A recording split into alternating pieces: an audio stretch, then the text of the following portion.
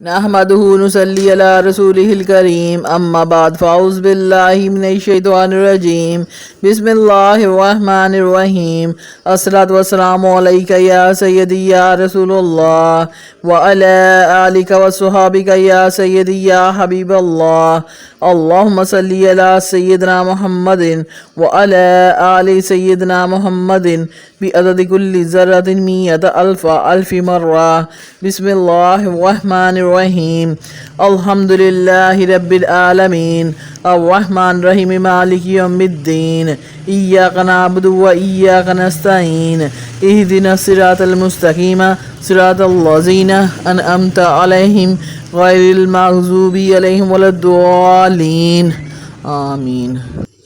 میرے اسلامی بہنوں اور بھائیوں، السلام علیکم ورحمۃ اللہ وبرکاتہ۔ میں آپ کی بہن یوٹیوب چینل سے بات کر رہی ہوں۔ آپ سب کیسے ہیں؟ میری رب کعبہ سے التجا ہے کہ اس رمضان شریف کے صدقے ہمارے لیے ناممکن کام کو بھی ممکن بنا دے، ہمارے لیے کن کا موضع ہو جائے اور ہمارے تمام زخم بھر جائیں، ہماری خطاؤں کی بخشش ہو، جو لا حاصل ہے وہ حاصل ہو جائے، ہمارے صبر کا بہترین پھل ہمیں ملے، ہماری تمام نیک دلی حاجات قبول و منظور ہوں اور ہمیں آخرت میں جنت الفردوس میں کر عنایت ہو، آمین۔ میری آج کی اسلامی ویڈیو 3 باتوں پر مبنی ہے۔ نمبر 1، ترجمہ سورۃ آل عمران، رکوع نمبر 1، 2 اور 3۔ نمبر 2، 20 احادیث مبارکہ۔ نمبر 3، چاند کی تاریخ۔ سب سے پہلے سورۃ آل عمران کے رکوع نمبر 1 کا ترجمہ۔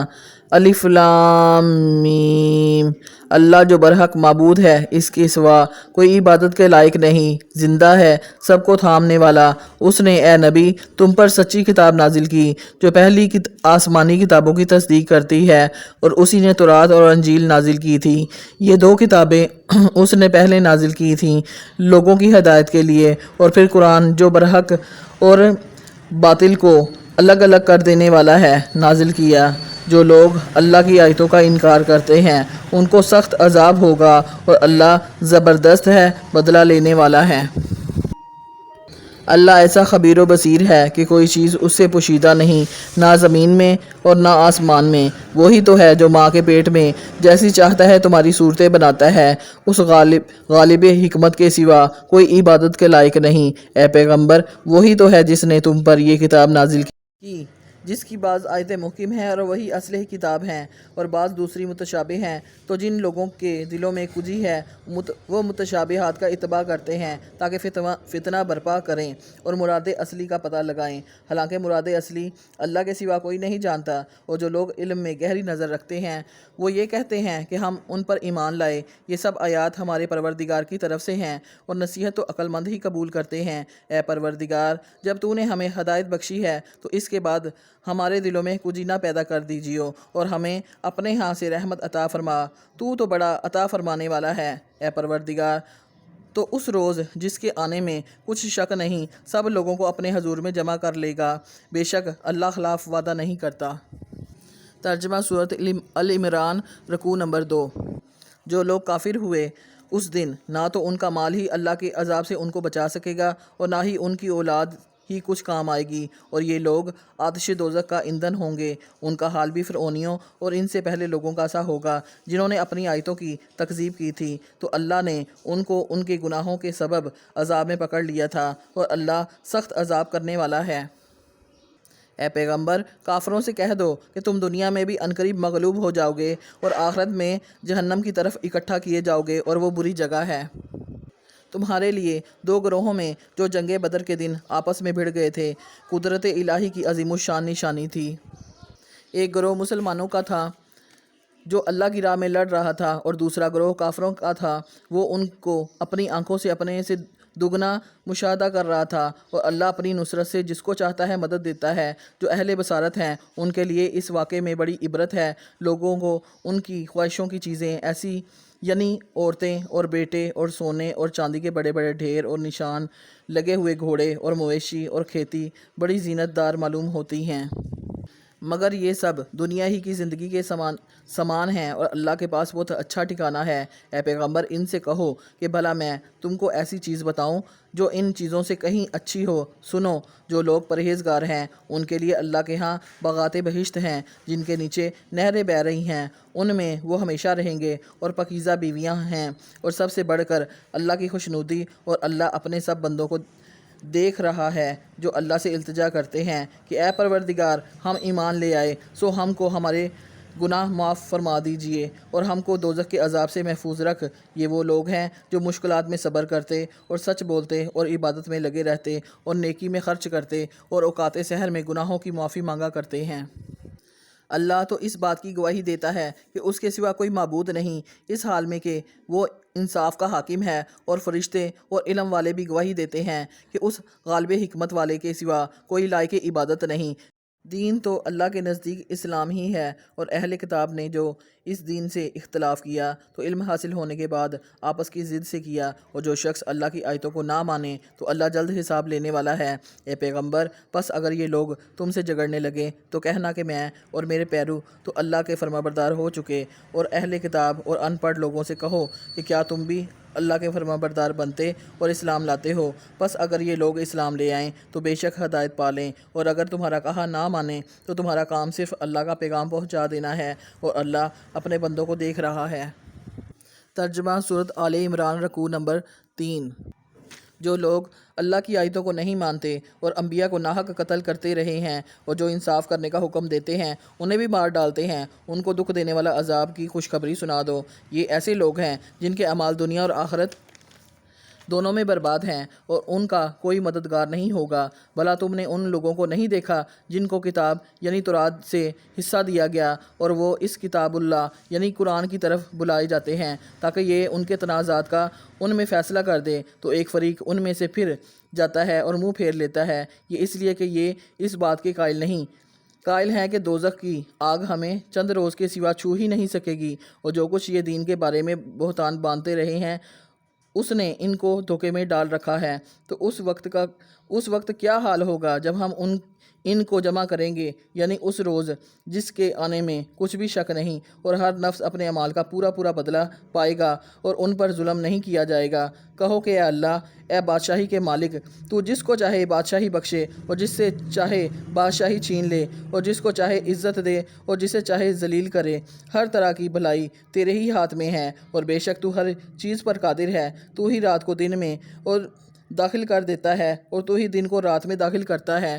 تو ہی بے جان سے جاندار پیدا کرتا ہے، اور تو ہی جاندار سے بے جان پیدا کرتا ہے، اور تو ہی جس کو چاہتا ہے بے حساب رزق بخشتا ہے۔ مومنوں کو چاہیے کہ مومنوں کے سوا کافروں کو دوست نہ بنائیں، اور جو ایسا کرے گا اس سے اللہ کا کچھ عہد نہیں۔ ہاں، اگر اس طریق سے تم ان کے شر سے بچاؤ کی صورت پیدا کرو تو مضائقہ نہیں، اور اللہ تم کو اپنے غضب سے ڈراتا ہے، اور اللہ ہی کی طرف تم کو لوٹ کر جانا ہے۔ اے پیغمبر، لوگوں سے کہہ دو کہ کوئی بات تم اپنے دلوں میں مخفی رکھو یا ظاہر کرو، اللہ اس کو جانتا ہے، اور جو کچھ آسمانوں میں ہے اور جو کچھ زمین میں ہے اس کو سب کی خبر ہے، اور وہ ہر چیز پر قادر ہے۔ جس دن ہر شخص اپنی کی ہوئی نیکی کو موجود پالے گا اور اپنی برائی کو بھی دیکھ لے گا تو آرزو کرے گا کہ اے کاش اس میں اور اس برائی میں دور کی مسافت ہو جاتی، اور اللہ تم کو اپنے غضب سے ڈراتا ہے، اور اللہ اپنے بندوں پر نہایت مہربان ہے۔ 20 احادیث مبارکہ۔ حدیث نمبر 1، رسول پاک صلی اللہ علیہ وسلم نے ارشاد فرمایا، سحری کرنا سراپا برکت ہے، اسے نہ چھوڑو اگرچہ پانی کے ایک گھونٹ کے ذریعے ہی ہو۔ اللہ تعالیٰ اور اس کے فرشتے سحری کھانے والوں پر رحمت کرتے ہیں۔ سلسلہ جامعہ ترمذی، حدیث نمبر 2657۔ حدیث نمبر 2، رسول اللہ صلی اللہ علیہ وسلم نے ارشاد فرمایا، دنیا سے بے رغبت ہو جا، اللہ تجھ سے محبت کرے گا، اور جو کچھ لوگوں کے پاس ہے اس سے بے رغبت و بے نیاز ہو جا، لوگ بھی تجھ سے محبت کریں گے۔ سلسلہ سنن ابن ماجہ، حدیث نمبر 4102۔ حدیث نمبر 3، رسول پاک صلی اللہ علیہ وسلم نے ارشاد فرمایا، جو شخص روزہ کی حالت میں جھوٹ بولنا اور اس پر عمل کرنا یعنی فریب، دھوکہ دینا اور جہالت کو بیہودہ اعمال باتیں نہ چھوڑے تو اللہ کو کوئی حاجت نہیں کہ وہ شخص اپنا کھانا اور پینا چھوڑ دے۔ سلسلہ بخاری، حدیث نمبر 1903، 6057۔ سلسلہ ترمذی 707۔ ابو داؤد 2362۔ سلسلہ ابن ماجہ، حدیث نمبر 1679۔ 79 سلسلہ مشکات حدیث نمبر 1999 حدیث نمبر 4 آقا کریم صلی اللہ علیہ وسلم نے ارشاد فرمایا اگر کسی کو قسم کھانی ہی ہے تو اللہ تعالیٰ ہی کی قسم کھائے ورنہ خاموش رہے۔ سلسلہ صحیح بخاری حدیث نمبر 2979 حدیث نمبر 5 رسول پاک صلی اللہ علیہ وسلم نے ارشاد فرمایا جب رمضان آئے تو عمرہ کر لینا کیونکہ رمضان کا عمرہ ایک حج کے برابر ہوتا ہے۔ سلسلہ صحیح بخاری حدیث نمبر 1782 حدیث نمبر 6 آقا کریم صلی اللہ علیہ وسلم نے ارشاد فرمایا جو بھی میری بیٹی فاطمہ سلام اللہ علیہ سے محبت رکھے وہ بہشت میں میرے ساتھ ہوگا اور جو بھی اس کے ساتھ بغض رکھے وہ جہنم میں جائے گا۔ سلسلہ بحار الانوار حدیث نمبر 116 حدیث نمبر 7 رسول پاک صلی اللہ علیہ وسلم نے ارشاد فرمایا جب تک تم اپنے مصلے پر ہو جہاں تم نے نماز پڑھی تھی بیٹھے رہو اور ریا خارج نہ کرو تو ملائکہ تم پر برابر درود بھیجتے رہیں گے۔ اے اللہ اس کی مغفرت فرما، اے اللہ اس پر رحم فرما۔ سلسلہ صحیح بخاری حدیث نمبر 445 حدیث نمبر 8 نبی پاک صلی اللہ علیہ وسلم نے ارشاد فرمایا مجھے اجازت ملی ہے کہ میں عرش کے اٹھانے والے فرشتوں میں سے ایک فرشتے کا حال بیان کروں جو عرش کو اٹھائے ہوئے ہیں۔ اس کے کان کی لو سے اس کے منڈے تک کا فاصلہ 700 برس کی مسافت ہے۔ سلسلہ سنن ابو داؤد حدیث نمبر 4727 حدیث نمبر 9 رسول پاک صلی اللہ علیہ وسلم نے ارشاد فرمایا عورت اپنے شوہر یا کسی ذی رحم محرم کے بغیر 2 دن کا بھی سفر نہ کرے اور دوسری یہ کہ عید الفطر اور عید الاضحیٰ دونوں دن روزے نہ رکھے جائیں۔ تیسری بات یہ کہ صبح کی نماز کے بعد سورج کے نکلنے تک اور عصر کے بعد سورج چھپنے تک نفل نماز نہ پڑھی جائے۔ سلسلہ صحیح بخاری حدیث نمبر 1197 حدیث نمبر 10 رسول پاک صلی اللہ علیہ وسلم نے ارشاد فرمایا اے امت محمد صلی اللہ علیہ وسلم اللہ کی قسم اگر تم وہ جانتے جو میں جانتا ہوں تو تم زیادہ روتے اور کم ہنستے۔ سلسلہ صحیح مسلم حدیث نمبر 2099 حدیث نمبر 11 نبی پاک صلی اللہ علیہ وسلم نے ارشاد فرمایا میرے گھر اور میرے اس منبر کے درمیان کا حصہ جنت کی کیاریوں میں سے ایک کیاری ہے۔ سلسلہ صحیح بخاری حدیث نمبر 1195 حدیث نمبر 12 رسول پاک صلی اللہ علیہ وسلم نے ارشاد فرمایا مجھ کو شفاعت عطا کی گئی ہے اور میری شفاعت قبول کی جائے گی۔ سلسلہ صحیح مسلم حدیث نمبر 1163 حدیث نمبر 13 نبی پاک صلی اللہ علیہ وسلم نے ارشاد فرمایا میری شفاعت انشاءاللہ ہر اس شخص کو پہنچے گی جو اس حال میں فوت ہوا ہوگا کہ اس نے اللہ کے ساتھ کسی کو شریک نہیں ٹھہرایا۔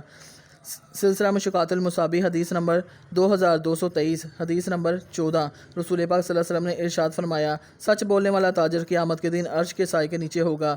سلسلہ میزان الحکمت جلد اول صفحہ نمبر 146 حدیث نمبر 960 حدیث نمبر 15 نبی پاک صلی اللہ علیہ وسلم کا ارشاد ہے میں نے خواب میں دودھ پیا اتنا کہ میں دودھ کی سرابی دیکھنے لگا جو میرے ناخن یا ناخنوں پر بہہ رہی ہے، پھر میں نے پیالہ عمر کو دے دیا۔ صحابہ نے پوچھا یا رسول اللہ صلی اللہ علیہ وسلم اس خواب کی تعبیر کیا ہے؟ آپ صلی اللہ علیہ وسلم نے فرمایا کہ اس کی تعبیر ہے علم۔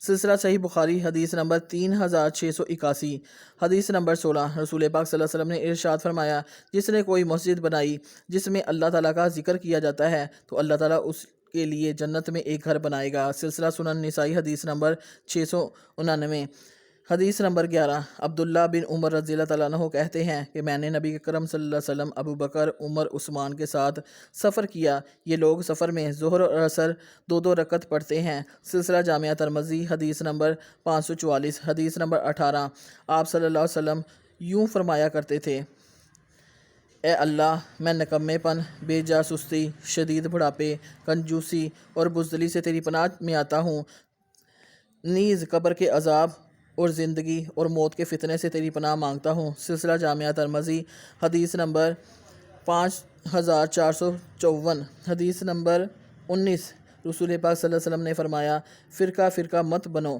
اور جس شخص کو اللہ تعالیٰ نے تمہارے معاملات کا نگران بنایا ہے اس کی اطاعت کرو۔ السلسلۃ الصحیحۃ حدیث نمبر 205 حدیث نمبر 20 رسول پاک صلی اللہ علیہ وسلم نے فرمایا اللہ تعالیٰ اعمال میں صرف اسی عمل کو قبول فرماتے ہیں جو خالص اللہ تعالیٰ ہی کے لیے ہو اور جس میں صرفاً اللہ تعالیٰ ہی کی خوشنودی حاصل کرنا ہو۔ سلسلہ سنن نسائی حدیث نمبر 3142 اسلامی کیلنڈر آج چاند کی تاریخ 5 رمضان المبارک 1445 ہجری ہے، انگریزی تاریخ 16 مارچ 2024 ہے، دیسی تاریخ 3 چیت اور ہفتہ کا دن ہے۔ میرے اسلامی بہنوں اور بھائیوں، اگر آپ کو میری اسلامی ویڈیو اچھی لگی ہو تو پلیز میرے چینل کو لائک اور سبسکرائب کریں اور زیادہ سے زیادہ شیئر کریں۔ جزاک اللہ۔